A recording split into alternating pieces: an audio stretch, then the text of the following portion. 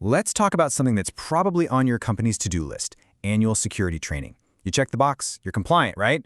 Well, maybe not. What if I told you that that very training program is becoming a huge hidden risk? In this guide, we're diving into a report from Virtualization Options LLC that spells out exactly how outdated training is putting your customers, your entire supply chain, and even your investors in the crosshairs of some seriously smart AI-powered threats. Okay, so let's get right to it. The battlefield has totally changed. I mean, for years, security training was this thing you did once a year, right? A simple checkbox, done. But that world is gone.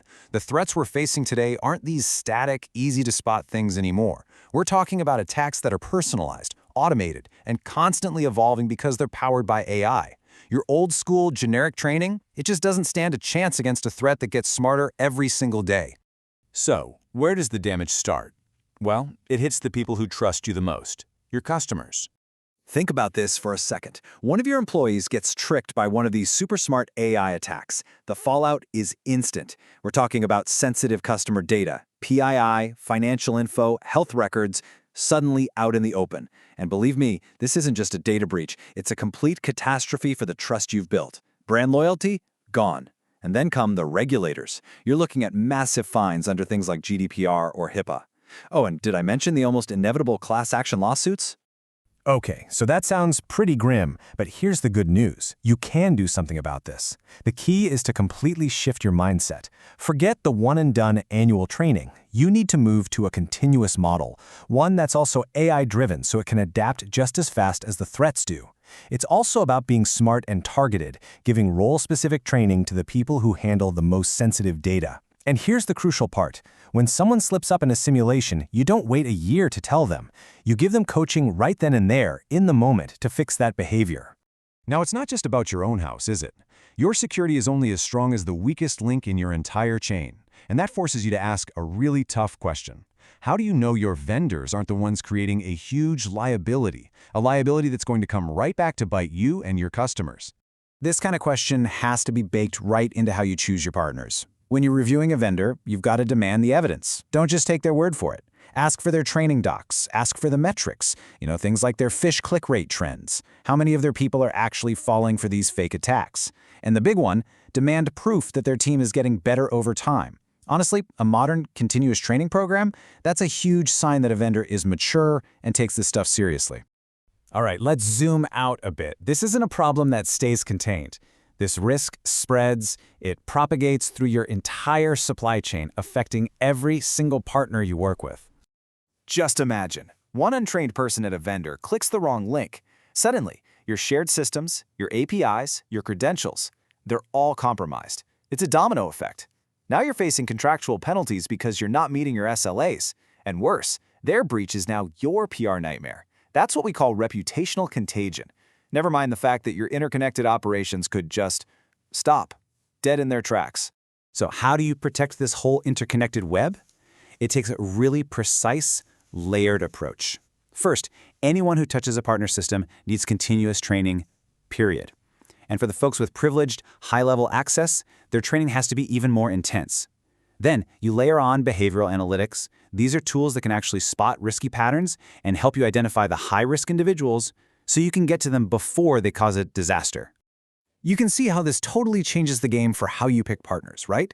When you understand the systemic risk, a vendor that says, oh yeah, we do annual training, isn't just behind the times. That is a massive red flag. So should annual-only training be treated as a major red flag? The answer is a resounding yes. This really reframes the whole idea of due diligence. We have to start looking at a potential partner's training program with the exact same level of scrutiny we give to their formal technical audits, like a SOC 2 report.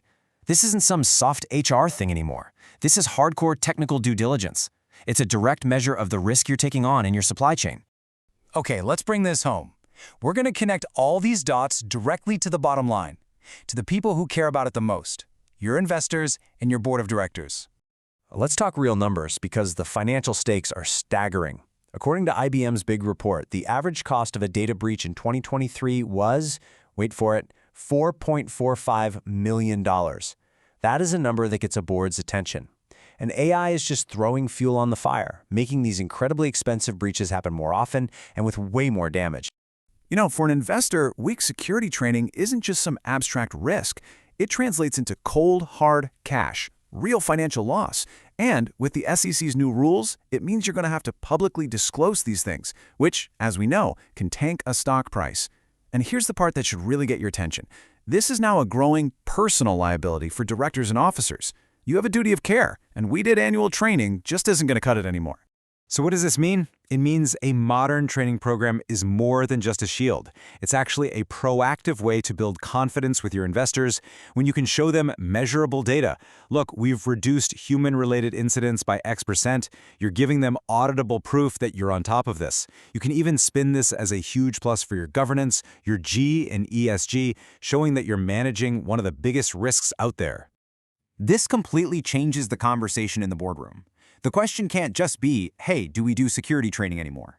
The real question, the one everyone needs to be asking is our training actually working? Is it good enough? Is it really truly reducing our risk? And here's how you have that conversation. This is the checklist. Investors need to be asking about training maturity in their due diligence. Boards need to see the training metrics right next to the P&L reports. And frankly, everyone at that level needs to see an annual-only program for what it is, a major governance risk. And they need to make sure that board-level oversight is actually happening and that it's informed. Okay, so let's tie all of this together. What's the path forward?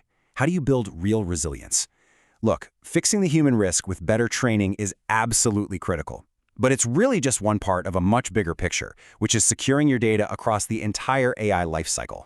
This framework here, and this is aligned with what top agencies like the NSA and CISA are recommending, shows you how to do it.